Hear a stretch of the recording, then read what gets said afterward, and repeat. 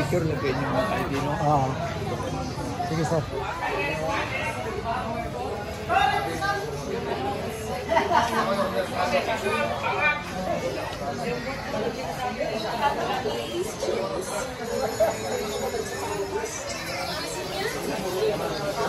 We are guessing, no? Nag-guess na kami. Baka isa ba kayo sa partner niya? Parang ganun ba, di ba? Oo, di ba? Ika nga, no? Kita mo. Same feathers, flocks together. Yes, ano? kita mo ka Tatay Digong. Bakit maraming galit sa kanya? Kasi marami siya nasagasaan ng mga drug lord. Yes. Marami siya nasagasaan ng mga negosyante, ng mga tax evader. Kaya malungkot sila. Yung mga Yun yung mga humahabol sa kanya ngayon. Correct yun. Kaya nga, hindi yun sila masaya during time ni Tatay Digong, which is inaccept naman talaga. Nalutas sila. Pati kung ano ba lutas sa Tagalog?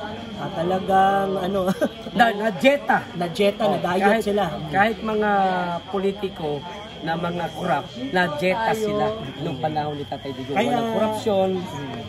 Ito mga drug lord naman hindi makapagbenta ng droga dahil mahigpit si PRRD, di ba? Yan yung mga taong humahabol ngayon sa dating Pangulong Duterte, gumaganti sila ngayon. Maaaring isa ito sila sa likod nitong mga nangyari sa mga Duterte. Maaari hindi ko sinasabing yun talaga. Pero wala naman tayong pruweba, pero napi-feel natin. Yes, bakit kayo, opinion? Bakit kayo talagang hard, di ba, sa hard fund doon sa kabila? Alam naman natin ang ngiwi yun. Di ba? Kaya nga, ang tingin natin...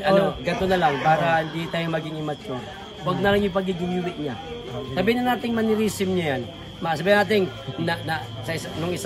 nung mga nagdaang taong sa buhay niya, nadula sa CR, nabagok yung ulo, at yun ang naging epekto. Pwede. Diba?